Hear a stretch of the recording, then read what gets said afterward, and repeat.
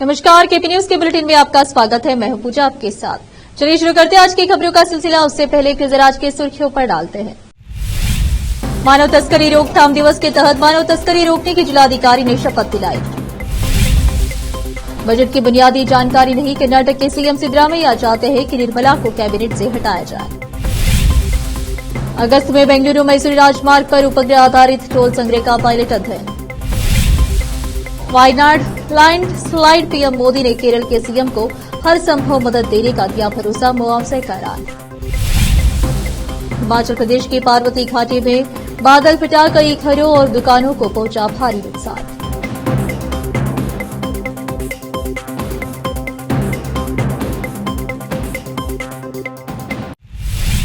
समाचारों का सिलसिला शुरू करते हुए देखते समाचार विस्तार से। बीदर जिला कलेक्टर शिल्पा शर्मा ने आज जिला कलेक्टर कार्यालय कक्ष में मानव तस्करी रोकथाम दिवस के तहत मानव तस्करी रोकने की शपथ दिलाई। इस अवसर पर जिला पंचायत के मुख्य कार्यपालन अधिकारी डॉक्टर गिरीश बडोले एवं जिला स्तरीय विभिन्न विभागों के अधिकारी आदि उपस्थित थे। रोकते समाचारों का सिलसिला एक ब्रेक के लिए, जल्द लौटते हैं ब्रेक के बाद।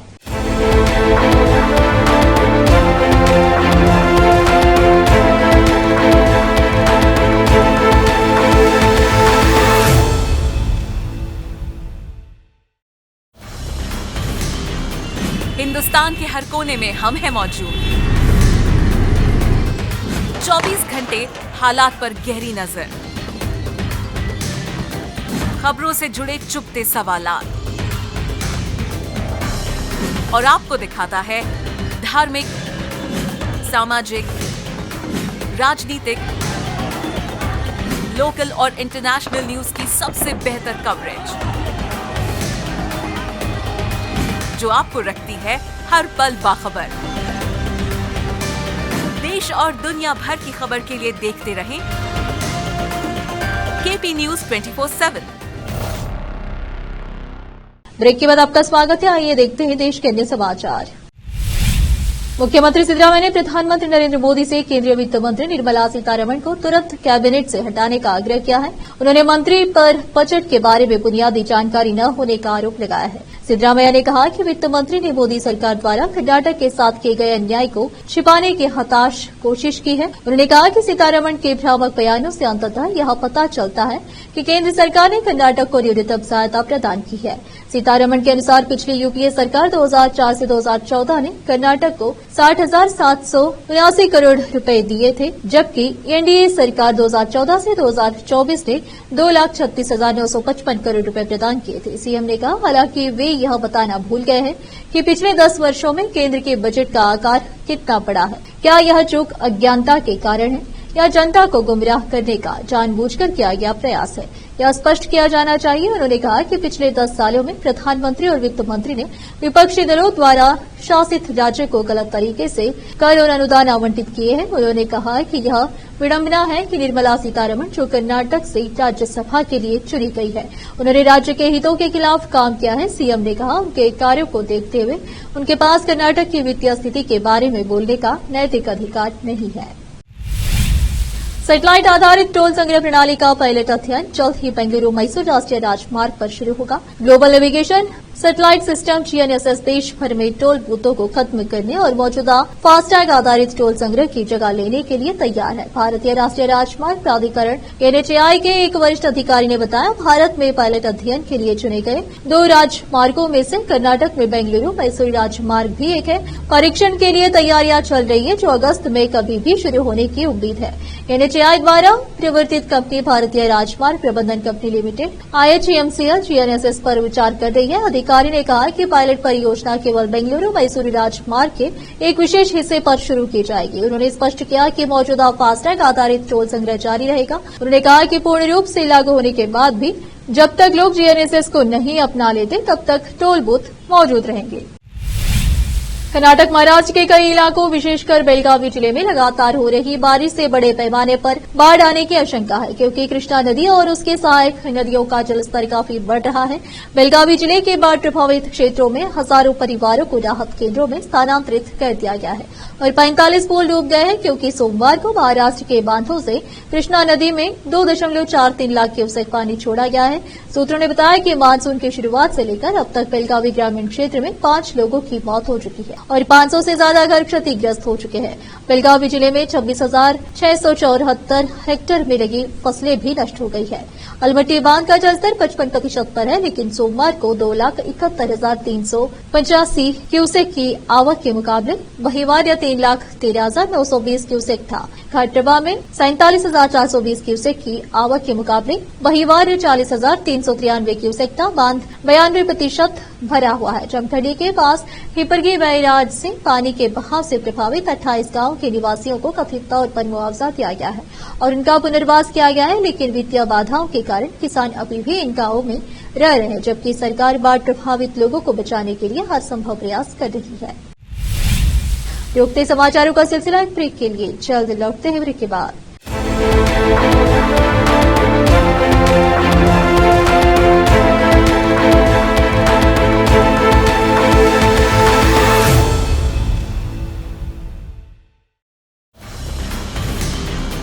हिंदुस्तान के हर कोने में हम हैं मौजूद।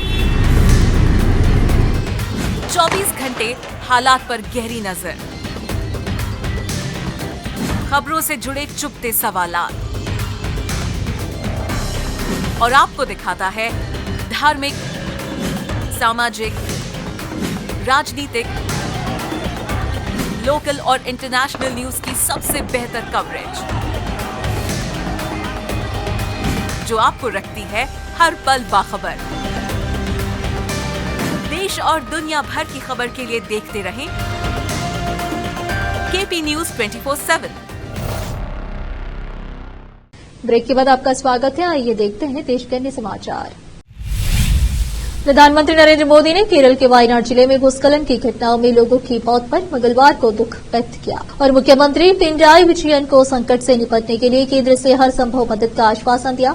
प्रधानमंत्री मोदी ने इस हादसे में मारे गए हर व्यक्ति के निकट परिजन को प्रधानमंत्री राष्ट्रीय राहत कोष से 2 लाख रुपए और घायलों को 50,000 रुपए की अनुग्रह राशि देने का भी ऐलान किया। अधिकारियों के मुताबिक केरल के पहाड़ी जिले वायनाड में मंगलवार तड़के भूस्खलन की चपेटे में आने से 3 बच्चों समेत 23 लोगों की मौत हो गई। पीएम मोदी ने सोशल मीडिया मंच एक्स पर एक पोस्ट में कहा, वायनाड में कुछ जगहों पर भूस्खलन की खबर से व्यथित हो। मेरी संवेदनाएं उन सभी लोगों के साथ हैं जिन्होंने अपने प्रियजन को खोया है और जो घायल हुए हैं। मैं उनके शीघ्र स्वस्थ होने की प्रार्थना करता हूं। प्रभावित लोगों की मदद के लिए बचाव अभियान जारी है। पीएम मोदी ने लिखा, केरल के मुख्यमंत्री पी विजयन से बात की और वहां उत्पन्न स्थिति के मद्देनजर केंद्र से हर संभव मदद का आश्वासन भी दिया। आधिकारिक सूत्रों के अनुसार प्रधानमंत्री ने राज्य से संबंध रखने वाले 2 केंद्रीय मंत्रियों सुरेश गोपी और जॉर्ज कुरियन से भी मौजूदा स्थिति पर बात की। उन्होंने बताया कि मोदी ने बीजेपी के अध्यक्ष जेपी नड्डा से क्षेत्र में राहत कार्यों में मदद के लिए पार्टी कार्यकर्ताओं को भी भेजने को कहा। प्रधानमंत्री कार्यालय ने एक्स पर एक पोस्ट में कहा, प्रधानमंत्री ने वायनाड में हुए हादसे में मारे गए प्रत्येक व्यक्ति के परिजनों को प्रधानमंत्री राष्ट्रीय राहत कोष पीएम से 2 लाख रुपए और घायलों को 50,000 रुपए की अनुग्रह राशि देने की घोषणा की है। हिमाचल प्रदेश की पार्वती घाटी में मंगलवार सुबह बादल फट गया, जिससे मशहूर ट्रैकिंग डेस्टिनेशन तोश में कई दुकानें, घर और एक पुल क्षतिग्रस्त हो गए।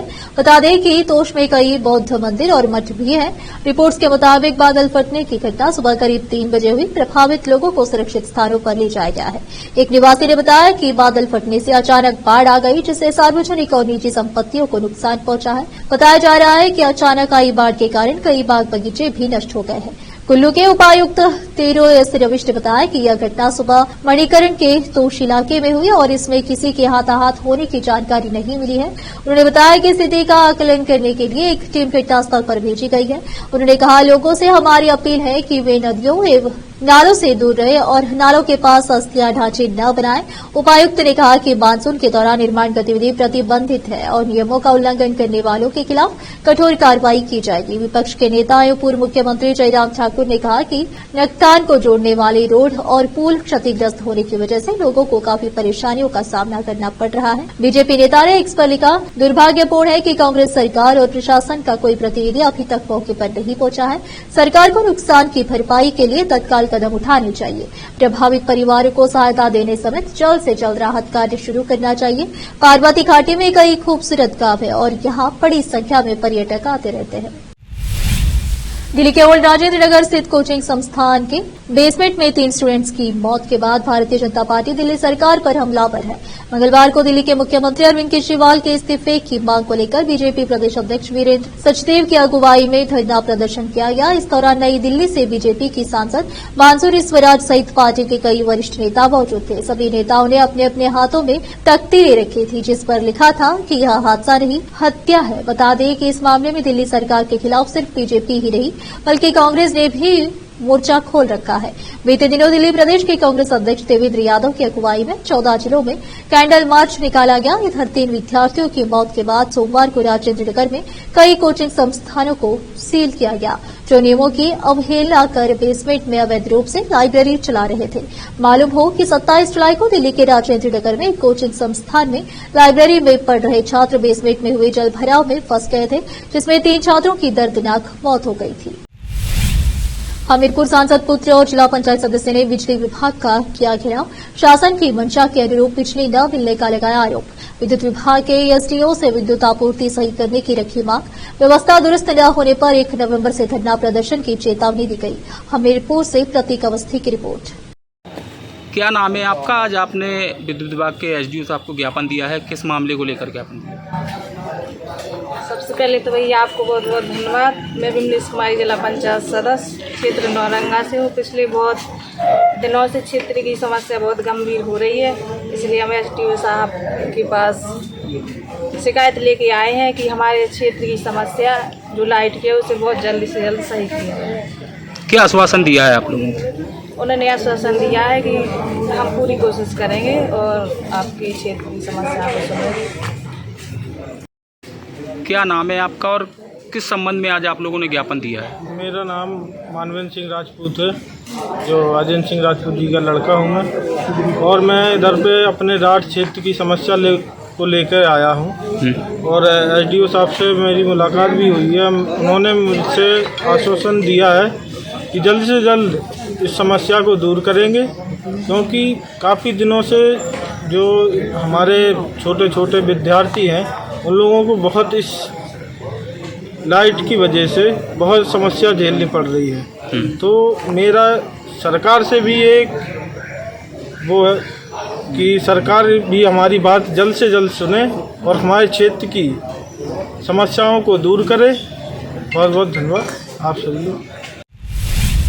उत्तर प्रदेश जनपद गोरखपुर में आबकारी नीति मामले में जेल में बंद अरविंद केजरीवाल की गिरफ्तारी और उनके स्वास्थ्य को लेकर आम आदमी पार्टी ने आज जिलाधिकारी कार्यालय पर जोरदार विरोध प्रदर्शन किया। आम आदमी पार्टी के विरोध प्रदर्शन में इंडिया गठबंधन का भी साथ मिला। विरोध प्रदर्शन में जिलाधिकारी कार्यालय पर केंद्र की मोदी सरकार के खिलाफ नारेबाजी की गई, तो वही नेताओं ने हाथों में तख्तियां लेकर प्रदर्शन कर रहे थे। तख्तियों पर लिखा था कि अरविंद केजरीवाल की अवैध गिरफ्तारी और जेल में उनके स्वास्थ्य के साथ किए जा रहे खिलवाड़ को लेकर विरोध प्रदर्शन है। आम आदमी पार्टी के जिलाध्यक्ष विजय श्रीवास्तव ने न्यूज से बात करते हुए कहा कि केंद्र की मोदी सरकार जानबूझकर हमारे नेता की सेहत के साथ छेड़छाड़ कर रही है। उन्होंने कहा कि हमारे नेता अरविंद केजरीवाल का 3 जून से 7 जुलाई के बीच उनका शुगर लेवल 34 बार कम हुआ है। गोरखपुर से विकास कुमार भारद्वाज की रिपोर्ट। एक बार फिर से रुकते एक ब्रेक के लिए, जल्द लौटते ब्रेक के बाद।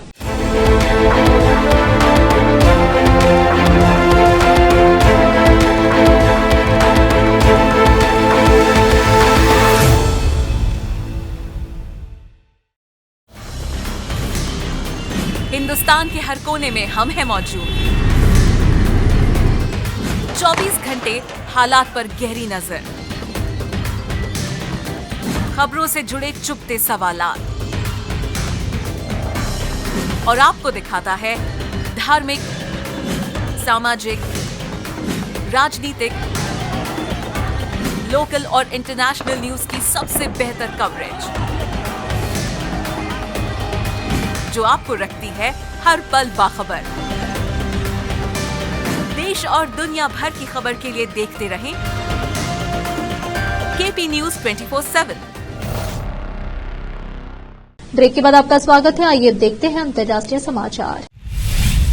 बीते साल अक्टूबर महीने से इजरायल और हमास के बीच जंग अब तक जारी है। हमास ने इजरायल की सीमा में घुसकर नरसंहार मचाया था। इसमें करीब 1200 इजरायली लोगों की मौत हुई थी। वहीं इसके बाद इजरायल ने गाजा पट्टी पर भीषण हमला बोला, जिसमें हमास द्वारा संचालित स्वास्थ्य विभाग के मुताबिक 35,000 से ज्यादा लोगों की मौत हो चुकी है। इस बीच तुर्की के राष्ट्रपति रेसेप तैयब एर्दोगन इजरायल को सैन्य हमले की धमकी दी है। हालांकि इजरायल ने इस धमकी को लेकर एर्दोगन को कड़ा जवाब दिया है। आइए जानते हैं पूरा मामला। जानकारी के मुताबिक तुर्की के राष्ट्रपति एर्दोगन फिलिस्तीनियों के समर्थन में इजरायल पर हमला करने की धमकी दी है। एक टीवी कार्यक्रम में तुर्की ने डिफेंस सेक्टर की तारीफ करते हुए एर्दोगन ने कहा कि हम लीबिया और नागोर्नो काराबाख में ऐसा कर चुके हैं जैसा हमने वहां किया, वैसे हम इजरायल में भी कर सकते हैं। एर्दोगन ने कहा कि तुर्की को काफी मजबूत बनना होगा, जिससे इजरायल फिलिस्तीनी के साथ ये सब चीजें न कर सके। तुर्की के राष्ट्रपति एर्दोगन की धमकी पर इजरायल का भी कड़ा जवाब सामने आया है। इजरायल के विदेश मंत्री इजराइल कार्टर्स ने एक्स पर ट्वीट करते हुए कहा कि एर्दोगन सद्दाम हुसैन के नक्शे कदम पर चलते हैं और इजरायल पर हमले की धमकी देते हैं। बस इसे यह याद रखने दें कि वहां क्या हुआ और उसका अंत कैसा हुआ। आपको बता दें कि इराक के तानाशाह सद्दाम हुसैन को अमेरिकी नेतृत्व वाली सेना द्वारा नरसंहार के आरोप में पकड़कर फांसी दे दी गई थी। अमेरिका के पूर्व राष्ट्रपति डोनाल्ड ट्रंप इस महीने के शुरू में पेंसिल्वेनिया में खुद पर हुए कातिलाना हमले की जांच के तहत एफबीआई द्वारा उनसे पूछताछ किए जाने पर सहमत हो गए हैं।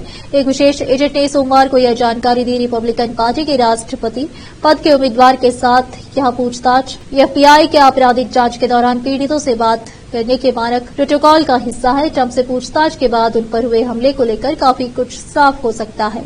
एफबीआई ने शुक्रवार को कहा कि 13 जुलाई को पेंसिल्वेनिया के बटलर में एक चुनावी रैली के दौरान ट्रंप को गोलियां उसका कोई हिस्सा लगा था।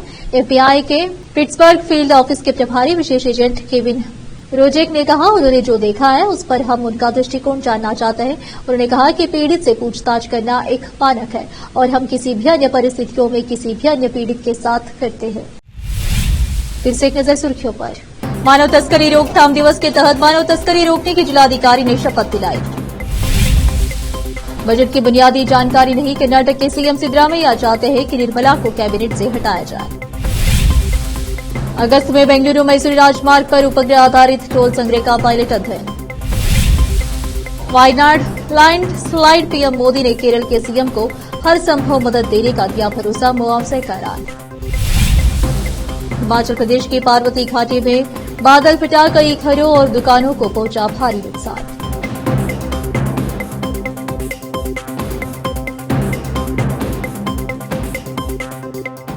केपी न्यूज के बुलेटिन में आज इतना ही। आप देख रहे थे हमारा चैनल केपी न्यूज 24/7। धन्यवाद।